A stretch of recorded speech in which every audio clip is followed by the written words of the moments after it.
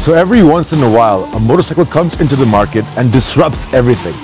And that's exactly what the Ducati Diavel is. It is a mean-looking machine. In fact, Ducati calls it a mega monster. Mega because it's huge, it's massive, it's bulky, it's fat, and it's really extraordinary looking. It's something unlike anything else you've ever seen before. Launched in 2011, this bike really shook up things. It's a power cruiser, it's also a sports bike, and it's also a street naked.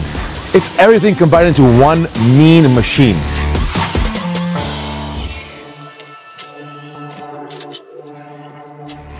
The Ducati Diavel has now been launched completely new. That's right, this is not a new facelift, this is actually a brand new motorbike. This is what Ducati has told us. So what have they done? Well, they've changed everything. 90% of this bike is absolutely new. What remains essentially is just the engine. It's the 1260cc engine that was first brought into the Multistrada. This new Diavel now gets more power and it's more agile as well. Well, we're going to ride this bike around Spain in Marbella, and we're going to have a great time with it, of course. This is the S version. There are two versions. This is the S version, which is the more sporty version, of course. And we're going to get on this bike, we're going to ride it around and see exactly what the changes have been made and how this bike is going to handle and perform.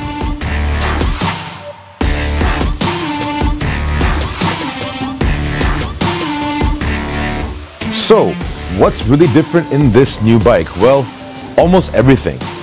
Let's start with the ergonomics, okay? So the riding position has been kept essentially the same as the old Diavel. It's a very comfortable riding position, very low seat, nice handlebars, and the foot pegs kept a little bit in the midsection back.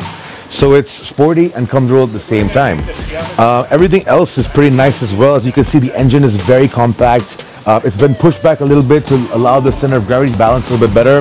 The water radiator has also been pushed in and changed a little bit as well. So that's changed the entire dynamics of how the midsection of the bike is going to be.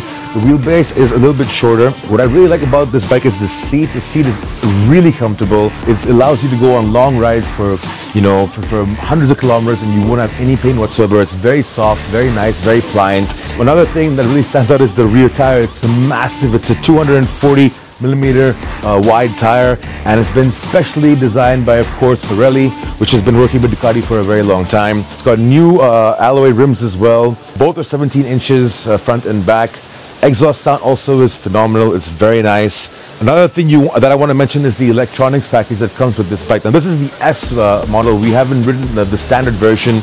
The S model comes with a complete overhaul of electronic packages. You've got everything from traction control, wheelie control. You got all different riding modes, different safety features as well. You got the TFT display, and overall it's just such a sophisticated machine. I mean, it's got the sophistication of a super bike, it's got the handling of a nice sport naked, and it's got the power and acceleration of a really, really big power cruiser. So it's a very, very complex, dynamic machine that can do almost anything. And the way Ducati has brought it all together to fit into this package is actually outstanding.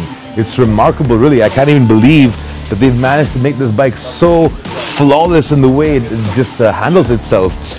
It's about 240 kilograms wet weight, and that means it's a heavy bike, of course, but when you ride and you sit on it, it just handles so superbly well. I was blown away. We were riding some beautiful roads here, and turning into corners, it's just phenomenal. It's just mind-blowing, actually. I couldn't believe that this bike was doing what really fast sports bikes could do.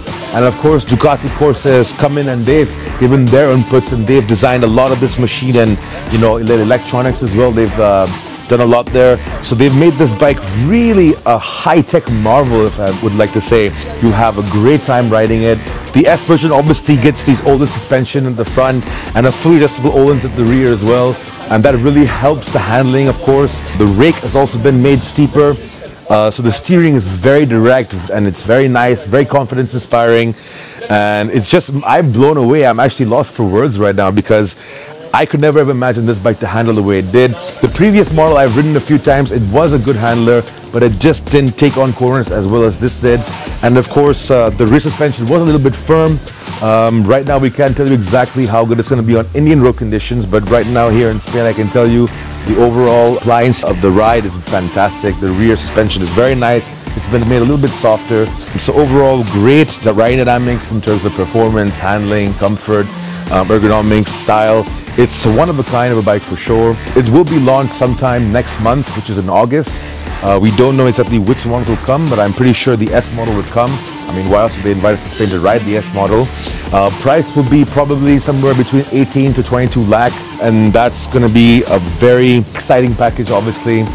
This bike, before, when it was launched in India, it was one of Ducati's best sellers, but now I believe the Monster 821 and the Scrambler have obviously taken over because they're a lot cheaper and more accessible.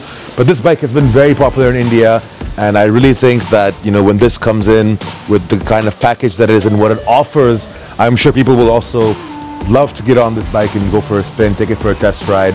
And I'm sure people who have a lot of Ducati bikes would love to ride this. And, you know, honestly, even people who are into like riding on highways and cruising for a very long time, this is a very good machine. So in India, the roads are getting better and better day by day.